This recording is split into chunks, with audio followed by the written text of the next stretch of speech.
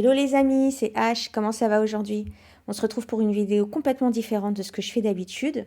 J'ai eu envie de parler de manifestation et du tarot, parce que la manifestation est quelque chose qui s'est amené à moi ces derniers temps dans mon parcours de vie, mon parcours professionnel, mon parcours personnel.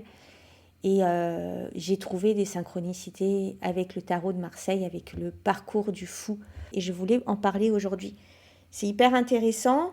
J'ai choisi pour ce faire mon chouchou tarot de Rider-Waite-Smith, bien sûr, et le tarot Rivesaltes, qui est le dernier arrivé dans ma cartothèque hier, que j'adore de tout mon cœur. Donc, je vais plus prendre celui-ci, je pense, pour t'expliquer le tarot, le parcours. Et comme je te le disais tout à l'heure, ma vision de la manifestation est aujourd'hui beaucoup plus spirituelle. Ce n'est pas une formule marketing que tu vas acheter, tu vas avoir une villa avec piscine dans une semaine où tu vas manifester 1 million demain ou que tu vas t'acheter une Mercedes rouge. C'est pas, ça va beaucoup plus loin que ça. C'est pas simplement un pouvoir mental par magie, comme ça tu vas claquer les doigts et que tu vas y penser très très fort que tout va arriver. C'est un processus par lequel la vie et le divin se révèlent à travers nous. Et c'est pour ça que je te dis que c'est spirituel. Et il existe une technique. Mais la technique, c'est bien, mais c'est surtout comment on l'intègre et comment on la vit. Parce que si c'était aussi simple que ça se saurait. Et cette technique, tout ce processus existe dans le voyage du fou, dans le tarot, si tu veux.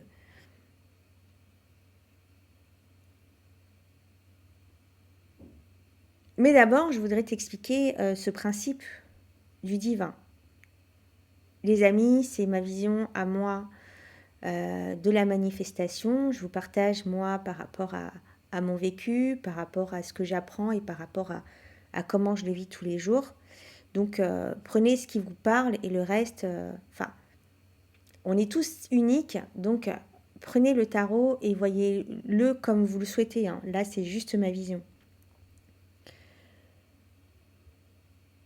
Comme je le dis souvent, si tu me suis, on est une part du divin.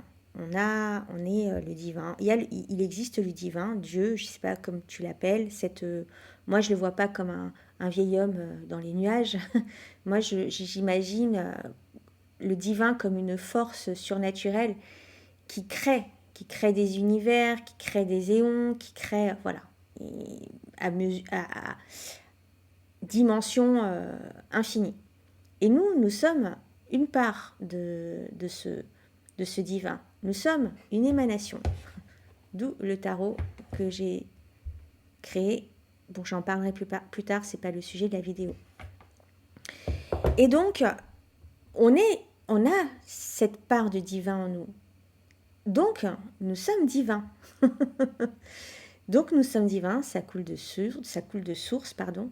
Et donc, nous avons le même pouvoir que cette force qui est le pouvoir de créer. Nous avons les mêmes attributs que le divin, sauf qu'on l'a oublié. Et ce chemin commence par le fou, la carte numéro 0.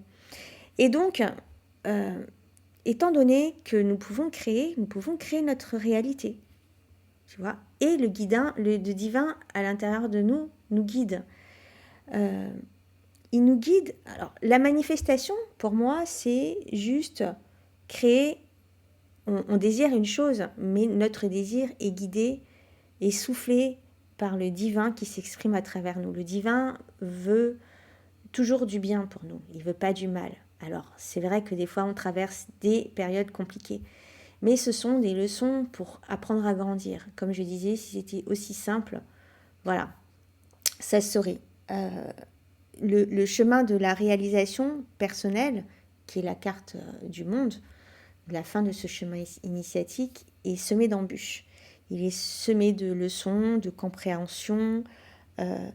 Et donc, c'est quoi la manifestation? C'est avoir le désir le désir de quelque chose très très fort et de le manifester et de le réaliser dans nos vies. Mais ce désir est l'idée par le divin. Et le divin, en fait, nous sème des petits cailloux comme le petit poussé sur notre chemin, qu'on reconnaît ou qu'on ne reconnaît pas. Après, c'est là où agit le libre arbitre, justement, de voir ces petits cailloux, ces synchronicités, ces signes, ces opportunités, qu'on chope ou qu'on chope pas, pour pouvoir aller à notre réalisation. Et il y a des petites embûches sur le parcours. Et en fait, le but est d'aller vers notre réalisation, notre nature profonde, vers notre authenticité, vers qui on est réellement. Et le divin veut nous emmener vers là. Voilà, tout simplement. Et on a cette capacité en nous, elle est là, elle est réelle. Et le tarot de Marseille le raconte. Et alors, peut-être que la manifestation n'est pas seulement le pouvoir d'attirer ce que l'on veut, c'est peut-être juste le processus par lequel le divin cherche à se réaliser à travers notre expérience humaine. Tadam! J'ai divisé mon jeu en plusieurs parties, plusieurs cycles de manifestation, selon moi. Et comme je te le disais tout à l'heure, tout commence par le fou. Le fou, c'est une arcane qui n'a pas de nom dans le tarot de Marseille et dans le Rider, c'est l'arcane 0. Le fou, c'est la conscience pure qui entre dans l'expérience, donc c'est l'esprit, l'âme qui se manifeste dans le corps physique. Et donc, il débarque sur la Terre avec son petit baluchon. Il n'appartient pas au monde structuré, hein, il le découvre, il est vierge de tout ça. Et il cherche à se réaliser à travers l'expérience qu'il va traverser.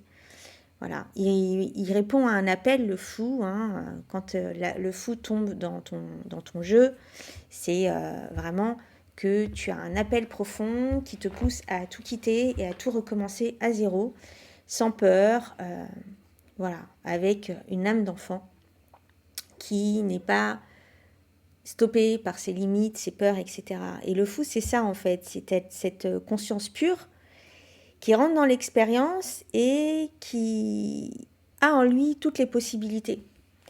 Les possibilités brutes et pures, rien n'a de forme pour lui. Et là, tu vois, dans la carte du Rider, il saute dans l'expérience, là, il va sauter dans l'expérience, dans son petit baluchon, il a son expérience de vie, tu vois, par exemple, toi, quand tu vas décider de prendre un nouveau départ, tu prends un nouveau départ avec tous tes bagages, toutes tes expériences, tout ce que tu as appris. Et c'est là, en fait, finalement, que tu vois, quand tu arrives à ta réalisation finale, que tout ce que tu as entrepris dans ta vie, bon, mauvais, échec, réussite, etc., le divin ne fait rien par hasard. Tout ce que tu es amené à vivre dans ta vie va te servir à construire l'être authentique, va t'aider à réaliser ta nature profonde en fait. Et donc notre petit fou, là, il part voilà, avec son petit chien-chien, son bâton de pèlerin. Il part à la quête de lui-même. Il part à la quête de la réalisation de lui-même. Il part vivre une expérience. Il est heureux, là, avec sa petite fleur. Voilà. Et donc, il va traverser le premier cycle, qui est pour moi le cycle de l'intention. Voilà, je l'ai appelé comme ça. Donc, il va passer par la phase du battleur et du magicien. J'aime bien la carte du magicien, du Rider-Waite, parce que on a dans cette carte du magicien un magicien plutôt jeune. Hein, le magicien, le battleur, c'est quelqu'un de jeune, mais il a toutes ses possibilités et en lui, il sait qu'il peut créer. Il est connecté. Lui, il montre tout ce qui est en bas et comme ce qui est en haut et vice-versa, tu vois. Il sait qu'il est divin. Il se rappelle quand même de quelque chose quand il naît. Il sait qu'il a une part divine. C'est comme un enfant quand il a ce truc divin encore en lui, cette espèce d'insouciance, etc. Et il est un peu maladroit aussi parce qu'il commence à expérimenter la vie. Et donc, c'est dans la carte du magicien qu'on pose son intention quand on veut manifester quelque chose. On pose son intention et on a la volonté d'y aller. Le magicien, c'est aussi la volonté. On a la volonté d'y aller, on sait que tout est possible, on comprend qu'on peut agir dans notre réalité. Comme je t'ai dit, qu'on possède tous les outils qu'il a sur sa table. Comme on l'a dit, l'intention, c'est quelque chose qui est soufflé par le divin, qui nous amène à aller vers notre propre direction, vers notre authenticité, vers notre nature réelle et profonde. Et on a le signe de l'infini là, qui est l'infini de la création, l'infini du divin finalement. Et il va passer le fou à la carte de la papesse, il rencontre la papesse. Autant le magicien agit dans le monde, autant la papesse, elle, écoute l'invisible. En fait, c'est pas pour rien que ces deux-là forment, selon moi, un couple, ils sont ensemble, forment un couple dans le sens où le magicien agit sur tout ce qui est en bas et la papesse est connectée avec tout ce qui est en haut. Et tous les deux, en fait, pour moi, c'est la compréhension même de la manifestation. Parce qu'on ne peut pas manifester dans le physique si on n'est pas connecté au divin. C'est impossible pour moi. La manifestation naît de l'alliance entre l'action humaine et la sagesse divine. Donc on a la papesse, elle, qui est connectée au divin, qui connaît les mystères, qui représente la connexion intérieure, puisque le divin est à l'intérieur de nous, la connexion intérieure avec les mystères de la vie et avec l'intuition féminine. Donc on a aussi ces deux polarités, le masculin et le féminin, qui font partie de l'univers, L'univers a deux polarités. Avec la papesse, on est dans l'intériorisation, on est là où l'idée prend racine dans l'inconscient aussi, avec la papesse. Et ensuite, on passe à l'impératrice. L'impératrice, c'est la gestation, c'est la créativité. C'est là où l'idée commence à se construire et commence à prendre forme dans les pensées de l'impératrice, dans la psyché de l'impératrice, qui, elle, de par sa créativité, parce que la manifestation marche aussi et beaucoup, principalement par l'imagination. Lorsqu'on veut manifester quelque chose, il faut s'imaginer, il faut se créer tout un univers intérieur où on est déjà la personne que l'on souhaite. Et on doit aussi le manifester à l'extérieur, on le verra tout à l'heure, mais ça commence dans les idées, ça commence dans les pensées, c'est nourrir en fait cette émotion, cette joie dans notre imagination, dans ce qu'on souhaite créer, etc., dans notre préparation, le plan qu'on est en train de mettre en place pour pouvoir manifester à l'extérieur notre intention. Ce deuxième cycle est le cycle de l'incarnation dans la réalité. Et ce cycle-là commence par la carte de l'empereur, donc avec l'impératrice. L'impératrice, on a vu qu'elle était en train d'imaginer, en train d'établir des plans. On sait que l'impératrice, c'est celle qui crée, et l'empereur, c'est celui qui va le réaliser, qui va rendre cette idée solide. Donc on rentre dans cette phase de l'incarnation dans la réalité avec l'empereur qui structure, qui construit, qui décide, qui pose les premières fondations et qui transforme l'intuition de la papesse et l'imagination de l'impératrice en quelque chose de réel, en quelque chose de concret. Il passe à l'action, parce que c'est bien d'imaginer, c'est bien de poser une intention, mais pour qu'elle puisse se concrétiser, il y a une phase importante qui est cette phase d'action. Et ça, en fait, dans la loi d'attraction, on ne nous parle pas d'action. On te dit oui, il faut penser, il faut avoir les émotions, il faut visualiser, et bim, ça arrive. Mais non, en fait, tu as toute cette partie-là de passage à l'action, de passage à la réalisation qui est omise dans la loi d'attraction. Et donc, ce pape-là commence à ancrer concrètement les intentions les intuitions et la créativité et l'imagination du premier cycle.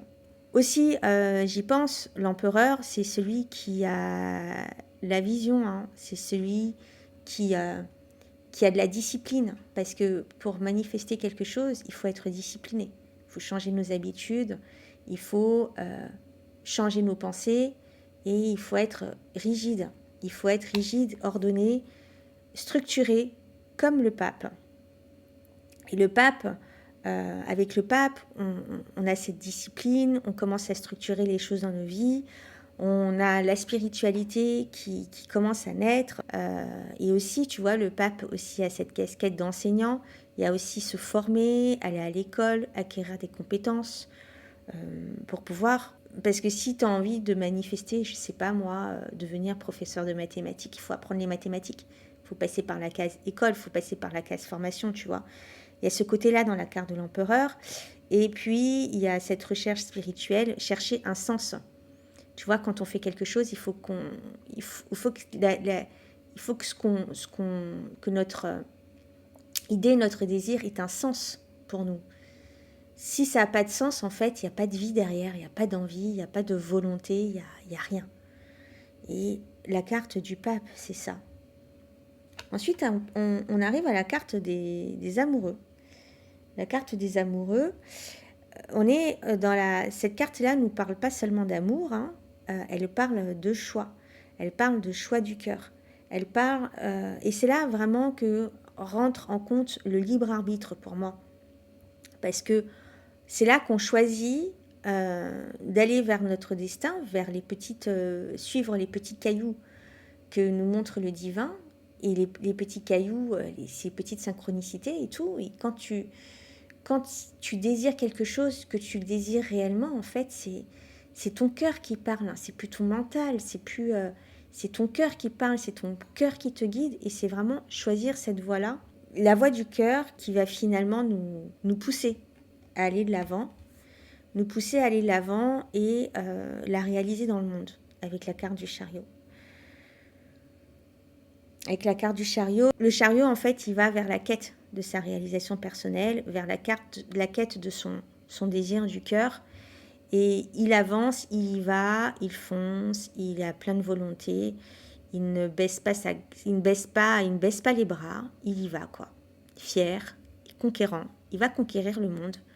Il montre, en fait, il commence à sortir son désir vers l'extérieur, en fait. Voilà. Je ne sais pas si je m'exprime bien, mais toute cette partie-là, c'est la partie vraiment de l'incarnation dans la réalité. On a celui qui pose les premières pierres et celui qui va mener sa réalité dans le monde. Ensuite, on passe à la phase des résistances et de la transformation. Et résistance et transformation, pourquoi ? On a la carte de la justice en carte 8. Hein. Moi, je suis plutôt système Marseille, donc moi, ma justice va se retrouver en carte 8 et pas en carte 11. On a la carte de la justice. Une fois que le chariot a décidé où il allait et tout, il faut des règles, il faut des lois, il faut de la discipline. Et la justice est là pour ça. La justice, elle nous regarde dans les yeux, elle nous regarde en face et elle nous dit, elle nous interroge tout le temps. Est-ce que tu prends la bonne direction ? Est-ce que finalement tu fais les choses qu'il faut pour arriver à ton but, arriver à tes objectifs ? Ah oui, l'intention, j'ai oublié de le dire au début, l'intention c'est l'objectif. Hein. L'intention c'est l'objectif. Le chariot va vers son intention, va vers son objectif, d'accord ? Et donc la justice vient rééquilibrer les choses, elle vient nous garder dans notre direction, nous confronter à nous-mêmes et nous demande d'être honnête avec nous-mêmes, de tout le temps se revenir sur notre trajectoire, ne pas dévier, rester droit sur nos intentions. Et puis aussi, elle demande un équilibre entre la matière et le spirituel, un équilibre entre le mental et les pensées et comment on agit dans le monde. Aussi, un équilibre dans notre corps physique, un esprit sain, un corps sain, un esprit sain, dans un corps sain. Voilà, c'est cet état d'équilibre qui maintient, qui soutient notre quête finalement, la quête du chariot. Après la justice vient l'ermite. Donc l'ermite se retire du bruit du monde pour manifester notre nature profonde, manifester nos désirs. Il faut du silence. Et on a besoin de silence dans ce monde avec plein de bruit, avec plein d'informations. Il faut savoir se couper et aller à l'intérieur de nous, s'introspecter, aller chercher dans nos profondeurs notre vérité, dans des espaces de silence. Voilà. On réfléchit, on observe, on cherche notre vérité. Voilà, c'est un moment avec nous-mêmes. On a besoin de solitude pour réaliser de grands projets. On a besoin de silence. Et c'est ça l'ermite. C'est l'ermite avec cette petite torche aussi, il va éclairer le chemin. Il nous montre le chemin. L'ermite, il marche dans la nuit. Hein. Il éclaire les chemins un petit peu obscurs qui peuvent être des obstacles à l'intérieur de nous, qui peuvent être des résistances à l'intérieur de nous, parce que comme on est sur un chemin de transformation avec la manifestation, on a des résistances. Ensuite, on arrive à la carte de la roue de fortune. La roue de fortune, c'est comprendre que tout est cyclique. En fait, le fou se comprend dans cette carte que tout est cyclique. Elle comprend que la vie peut nous rejouer des cycles de manière insistante tant que nous n'avons pas compris des leçons. Elle comprend que la vie est un cycle de cause à effet. Tout ce qu'on sème, on le récolte. Il comprend aussi, le fou, qu'il y a des opportunités qui apparaissent quand il le faut. Tu vois, des synchronicités. Et qui disparaissent aussi vite si on ne les attrape pas. En fait, avec cette carte, le fou comprend que tous nos actes ont des conséquences, positives ou négatives. Ça peut être brutal parfois, mais cette carte vient nous faire comprendre aussi que tout est de notre responsabilité. Il y a cette notion de responsabilité dans cette carte pour moi. Et aussi que la vie a ses propres cycles, la vie a ses propres lois, qu'on ne peut pas tout maîtriser. On ne peut pas maîtriser tout ce qui se passe à l'extérieur de nous. On ne peut pas maîtriser la météo, on ne peut pas maîtriser la géopolitique, on ne peut pas maîtriser beaucoup de choses. Donc il s'agit de s'adapter et de faire en sorte de s'en sortir dans ce système, ce monde un peu chaotique. Là, tu vois, la roue de fortune, elle est sur de l'eau.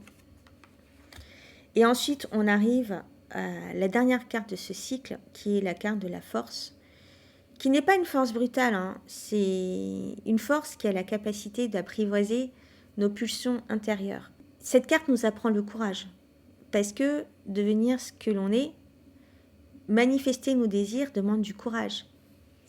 Tu sais, des fois, on a des baisses de régime, des fois, on n'a pas envie, on n'est pas motivé, c'est là que vient parler la carte de la justice et qui nous dit « Tu veux aller vers là où tu veux ou pas ?»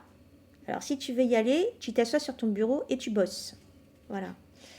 Des résistances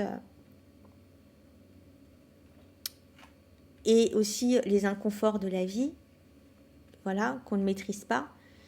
Et cette carte nous apprend à être courageux face à ce qui va arriver dans le cycle. Tu vas voir les cartes d'après, tu les connais déjà. Hein. Et donc, cette carte nous apprend aussi à choisir nos émotions pour éviter les surréactions qui nous empêchent cette manifestation d'arriver. Être toujours dans des émotions positives, elle nous rappelle aussi de continuer à croire, parce que la force, elle est intimement liée à la carte du battleur. Voilà. La carte 1 et la carte 11, en fait, elle est constamment en train de nous rappeler qu'on a une intention et qu'il faut rester aligné à cette intention et que nos émotions doivent être alignées toujours avec ce que nous souhaitons. Voilà. Et avant de terminer ce cycle, nous avons la carte du pendu qui, pour moi, et à cheval entre le cycle de ces résistances-là et de ces transformations intérieures et le cycle qui arrive, qui est pour moi la mort à notre ancien soi.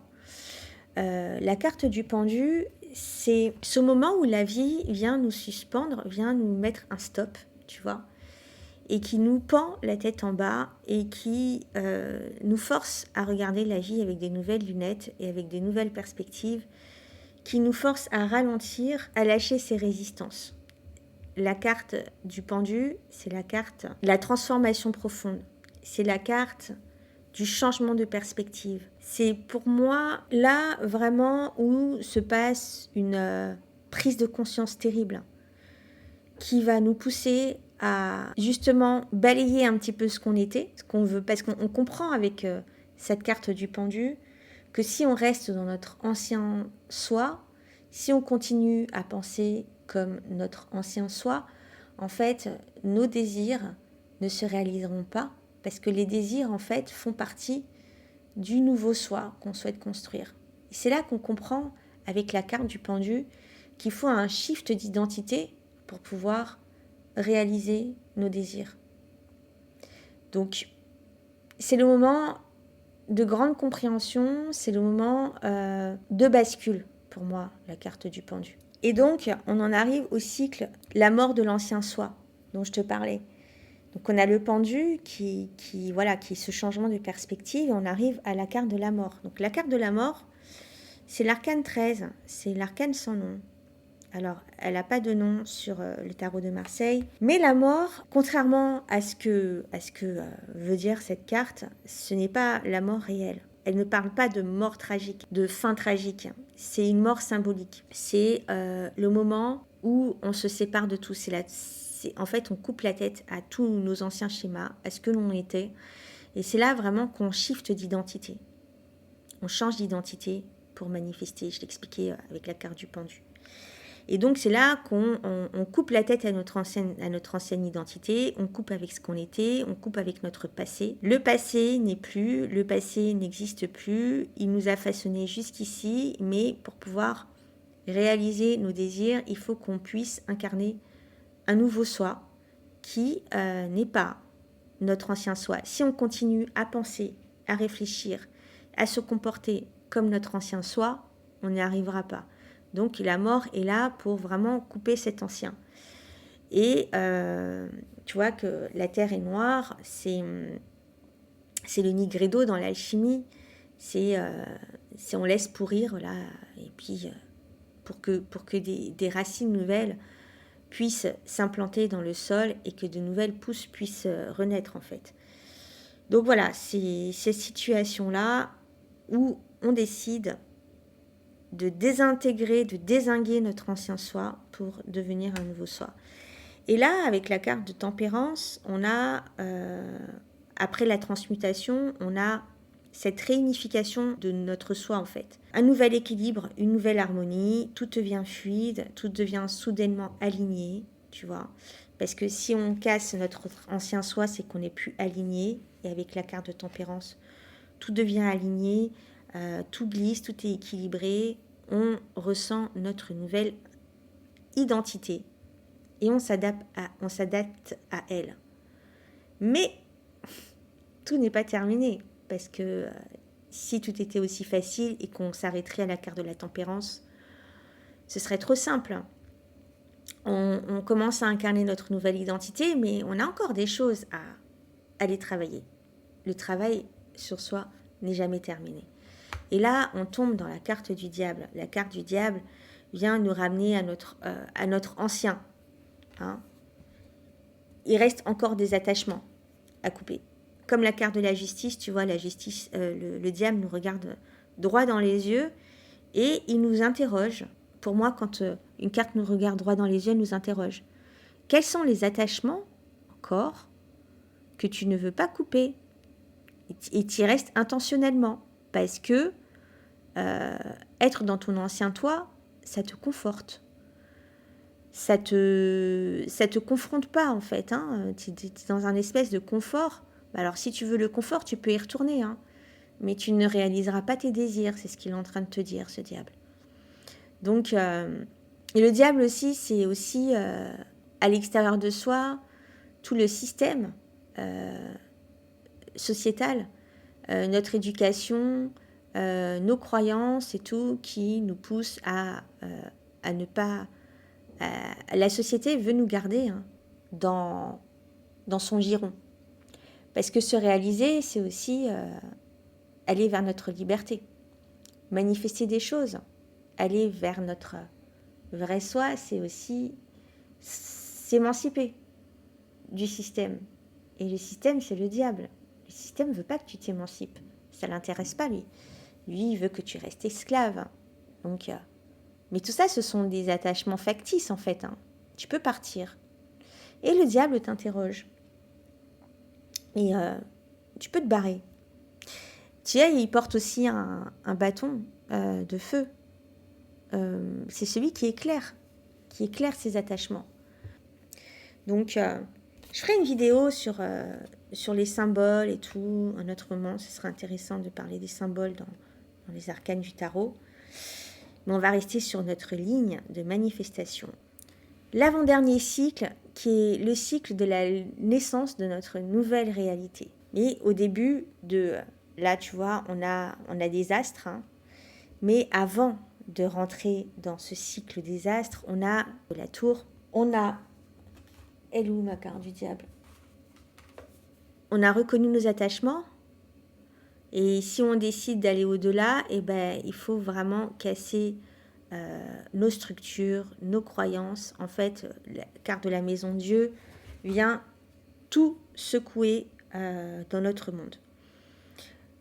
Il y a encore des structures, dernières structures récalcitrantes à faire tomber avec cette carte de la maison de Dieu.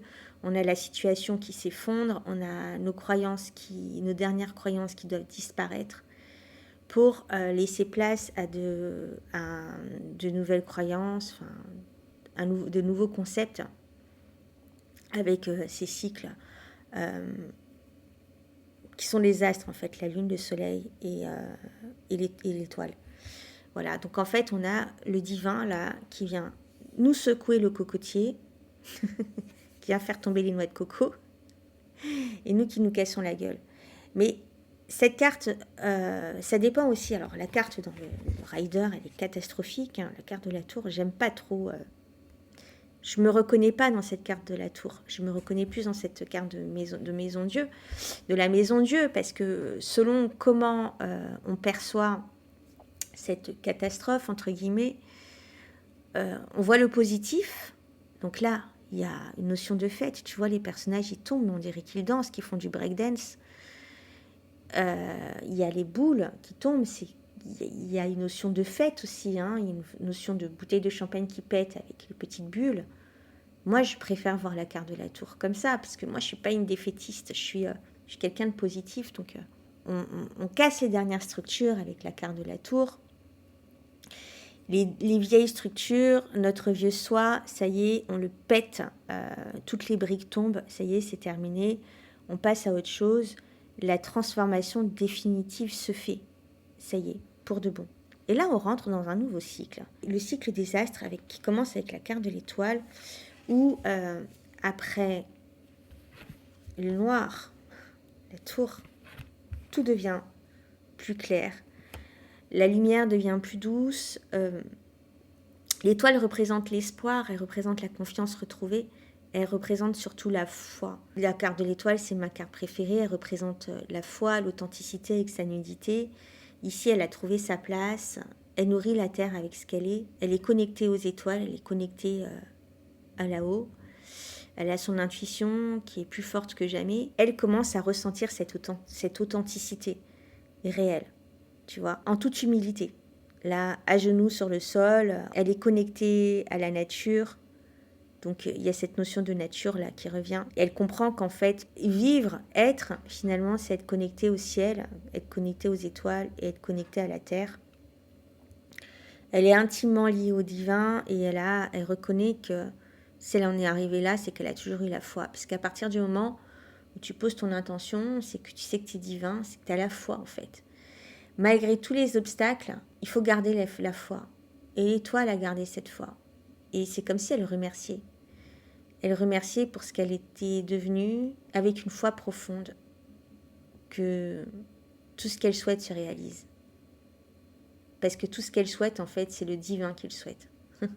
C'est le divin qui l'a soufflé. Le désir profond qui l'a emmené jusque-là, c'est le divin qui l'a soufflé. Ensuite, nous passons à la carte de la Lune. Dernière traversée dans la nuit noire. Alors, c'est marrant parce que la carte de la Lune, là, dans le rider, elle n'est pas sombre comme la tour. Elle s'illumine grâce au soleil. Elle brille pas par elle-même. Cette carte, elle peut paraître assez confuse parce qu'elle est floue. On est dans le noir, on est dans l'illusion des rêves. Dans la nuit obscure, il reste des ombres, encore, nos mémoires à l'intérieur de nous, qui sont toujours vivantes, qui sont là, notre subconscient, qui se réveille parfois. Et cette carte nous apprend à vivre avec nos ombres et nos peurs. On ne peut pas les exciter de notre vie, on ne peut pas les éliminer. Les ombres et nos peurs seront toujours là. Il faut les accepter, il faut vivre avec, il faut avancer avec. Voilà. Et quand tu manifestes quelque chose, quand tu veux aller vers une nouvelle réalité, il y a des peurs. Mais les peurs seront toujours là. En fait, il faut juste oser aller, oser les affronter. Avec la carte du soleil, on a le soleil qui après la nuit, le jour, hein, et il faut oser se montrer, il faut oser briller, il faut... là, il y a notre être divin, vraiment celui... notre vrai soi, notre réalité qui commence à émerger dans le monde. Et on le montre au monde, et ça se voit. Et on éclaire le monde avec notre nouveau soi. Et ces deux petits bambins-là me font penser à... Il y a une leçon dans cette carte-là. Bon, on peut aller voir aussi un sens biblique et tout, avec ces deux petits gamins. Mais ces deux petits gamins sont en train de s'entraider. Quand tu te réalises, tu le fais aussi en accord avec les lois universelles qui sont les lois de l'amour, de la compassion, d'aimer son prochain, d'aider son prochain et du don. En fait, tu ne peux pas recevoir si tu ne donnes pas. C'est ça aussi que me montre cette carte. C'est important, sans attendre en retour en fait. Il y a toujours cette notion de lâcher prise, hein, qu'on a appris dans la carte de la tour aussi, et qui se manifeste dans l'humilité et l'authenticité de la carte de l'étoile. Voilà. Nous arrivons au dernier cycle, qui est celui de la réalisation, de l'accomplissement. Ça y est, on y est. Notre désir se manifeste, on est accompli. Et donc, on commence par la carte du jugement, qui est l'éveil à une nouvelle réalité. On a l'appel de l'ange, là. C'est peut-être la carte, une des cartes les plus importantes. Enfin, tu vas me dire que toutes les cartes du tarot sont importantes, mais elle représente le réveil, l'éveil à notre nouvelle identité. Là, vraiment, notre nouvelle identité est incarnée. Et on est dans une renaissance profonde et sincère, complètement authentique. On incarne ce que le divin souhaite pour nous. On est cette nouvelle personne qui est invincible, qui a réalisé ses souhaits, qui a une foi profonde, tellement, tellement profonde au divin. Tu vois, ils sont en train de prier, ils sont en train de remercier. Cette carte-là est très évocatrice dans le chemin vers la réalisation de soi, dans le chemin vers la manifestation. Et enfin, on a la carte du monde, l'accomplissement suprême, où le voyage du fou se termine. Il est arrivé à destination, il est complet, puis on recommence un nouveau cycle, hein, mais là, on reconnaît à 100% sa divinité et on se réalise pleinement dans cette carte. Notre désir arrive à manifestation. Voilà, on est arrivé à la dernière étape, les amis. On a suivi le voyage du fou au monde à travers les 21 arcanes, un voyage initiatique sans pareil qui est le voyage de la vie finalement. La vraie lecture du tarot sur la manifestation, qui est complètement différente, tu l'as vu, de la loi de l'attraction, qui est une vision simpliste, où on ne parle pas de résistance, on ne parle pas de changer d'identité, on ne parle pas de transformation profonde, pas d'effondrement, on parle que de visualisation, de positivité et que l'univers te l'apporte. Non, ça c'est n'importe quoi. Donc tu l'as vu que la manifestation et le chemin initiatique du tarot. Finalement, la manifestation, c'est la vie. Hein. La vie, c'est quoi? C'est se réaliser. La vie, c'est trouver sa liberté. La vie, c'est s'émanciper. On est là, dans ce monde, avec tous ces obstacles-là, avec tout ce qui arrive en ce moment dans le monde et tout. Tu vas bien avec cette actualité chaude. On nous demande le divin te demande de te réaliser, d'ouvrir les yeux, de t'éveiller et de faire ce qu'il faut pour te réaliser. Et c'est pour ça que la manifestation est un acte purement spirituel. Et aujourd'hui, le spirituel est omis de ce monde. Hein. On essaye de nous enlever notre part spirituelle le plus possible parce que en fait, ça les arrange pas en fait que tu manifestes ta réalité. Voilà. Et c'est pour ça que aujourd'hui, ce que je pense, c'est que la manifestation, ce n'est pas le pouvoir de contrôler. La manifestation, c'est le lâcher-prise. C'est le chemin par lequel la vie nous transforme pour exprimer ce que nous sommes vraiment. Ça consiste à être la personne qui vit cette réalité et qui doit vivre cette réalité. On doit aller vers notre nature profonde, vers nos désirs profonds. On doit apprendre à manifester tout le temps. On doit nous sommes des êtres de manifestation, donc manifestons tout le temps, tous les jours, quand on respire, quand on pense. Voilà. Voilà mes amis, bon, c'était une vidéo que j'avais envie de faire, qui est assez différente de ce que je fais d'habitude. J'espère que ça t'aura plu, que je ne t'aurai pas trop perdu dans toutes mes explications. Si ça a résonné avec toi, s'il te plaît, lâche-moi un pouce, laisse-moi un commentaire, on en discute dans les commentaires. Hein, si tu as des choses à rajouter, dis-moi si la vidéo t'a plu, si ça te parle, si tu veux rajouter des choses, si j'ai peut-être oublié des choses, donne-moi ton opinion, ça m'intéresse de savoir ce que tu penses sur la manifestation et tout ça, sur la vision aussi que je viens de t'exposer là. Et puis si tu n'es pas abonné, abonne-toi, hein, ça ne coûte rien. Juste appuyer sur un bouton. Voilà les amis, je vous dis à la semaine prochaine, peut-être pour une nouvelle vidéo. Et je vous laisse là.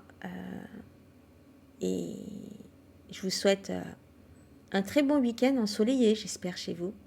Et je vous embrasse très très fort. Et n'oubliez pas, vous êtes des êtres divins. Et manifester, c'est notre droit le plus profond. Bisous les amis.